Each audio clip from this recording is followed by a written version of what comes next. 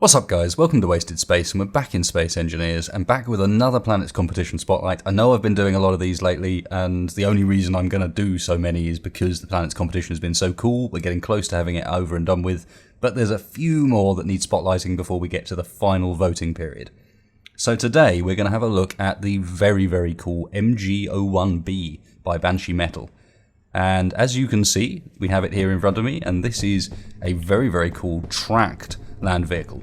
Now, I understand that tracks are not necessarily the most practical thing in Space Engineers at the moment, but I think it's very cool just attempting some of these concept style vehicles. And in this case, the solution he's come up with for the tracks is really solid, really good. I don't know whether it's his own idea, whether it's based off anything else. I don't have that information, but certainly you can see here we've got a proper tension wheel like tracks do have, mounted on pistons at the front. And then we've got guide wheels along the top again, correct sort of track design, and the main drive wheels are all of the ones along the bottom, which is not quite how tracks normally work. Normally you'll have a single drive wheel with kind of an interlocking pin. But otherwise, very cool design. Love how they work. But let's go and have a look at some of the other features on this ship, because it's got a whole bunch of features to it that kind of, I'd call it a complete design. Now, one thing I will say, I'm not a big fan of small ships gone wild, or however you want to call them. These super detailed, heavily modded small ships. They tend to run really badly. You'll probably notice the FPS here isn't great.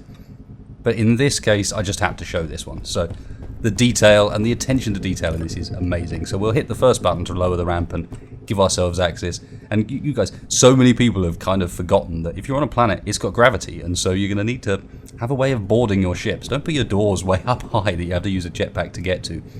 So we've got a nice ramp, comes down, opens the main door in the airlock. Hopefully you guys can hear the sound as well, because we're going to go in here and buttons neatly laid out for us. And what we want to do is pressurize, obviously. And yeah, with a bit of luck you can hear the sounds as well. So we've got the computer AI telling us that it's pressurizing, closing both the ramp and the door behind us, and opening the door to the first of the compartments in this ship. And this is going to demonstrate what I mean about attention to detail. So you'll see as we come in here, the lights turn on, and we have panels for all of the stuff in here. So we've got reactors up there and the ability to turn it on and off, and everything's labeled. Love the work with the glass, work with the airlock. Everything in here is just really nicely designed. So it looks really cool, but it's also really functional. So we've got information for the refinery and the assemblers that are down there. We also have access to our cargo with information about what's in it. And accidentally open that door, you see that sensor activated as well. If we travel up top here, we've got a second airlock that will take us up onto sort of the roof section, but we'll go and have a look at that in a second. The main deal is through here into the cockpit. So sensor activated door, which is cool, go through. It's going to turn on the lights in here, turn off the lights behind us, and as we go in, it's also going to shut the door behind us. And we've got a very cool laid out cockpit. Lots of information on the screens, and again, laid out in a way that it's actually it's useful information. It's not useless by any means. And we can jump into the pilot seat, and as you can see, wrong view.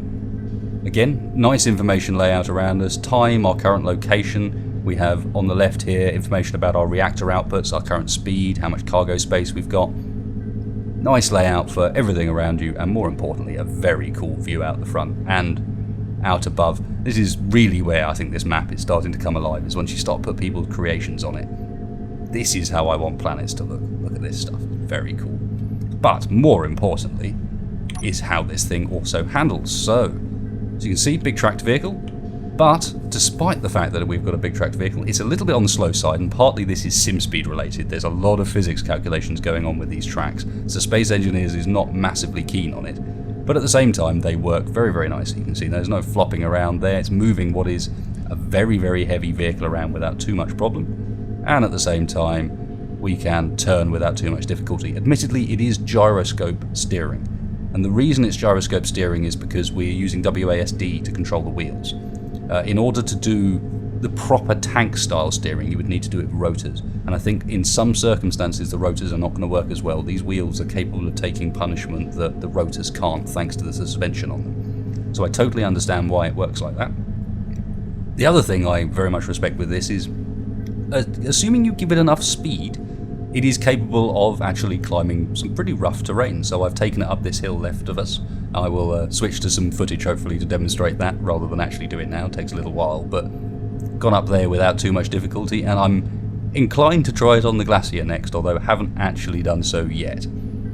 But that's enough of the driving around. We can just give you a quick idea of the toolbar here as well. Again, everything's really nicely set up, so I can turn our lights off, which is always a nice thing to increase the FPS. Maybe I should have done that a bit earlier on. But we also have, down here, I'm just pressing G so I can read the names off to you, but we actually have an on-off for the entire system, which is tied into the AI, which is handling, it's got some very clever script use on here that's handling all of the oxygen side of things, making sure the airlocks are properly sealed and that you can't misbehave with them. You can't open the wrong door and suddenly depressurize the whole ship. And then we've also got timers for the rear end of the craft, so you can open that door from the pilot's seat. And this is the belt tensioner, so this is just a demonstration of how this is literally working as a tank would. So you have a front tension wheel that is pulling these tracks tight. And in fact, it does have some guide teeth in there as well, but they're not interacting in the same way that a sort of tank's guide teeth would. They're just working very nicely here in these slots in between the wheels, you can see. So all in all, very, very, very cool ship, very cool submission. I love the fact that even there, the little details, as I get in and out of the pilot's seat, the lights in the cockpit are turning on and off. It's not hard to do, but it's the attention to detail that I love, especially when you get into these side seats and the screen, and it all dims and you're just looking at the screens. It looks really good. Looks really cool. So finally, let's jump outside and have a look up on the top airlock, just to demonstrate. Again, I love it. Come in here, doors closed, lights are on, lights are off. Such attention to detail on it, and just looks really brilliant. We come up here, second airlock as numbered, and we can go through the same procedure where we're going to pressurize this airlock to let ourselves in, and then we're going to go out onto the roof and just have a final look at the last few details out there. So there we go, airlock available for us to enter. Again, all the screens available, and turn this on just so I know which way around they are. So we're going to depressurize this, which will shut the door behind us, drain all of the air out of the current room we're in, and then let us out of this door eventually.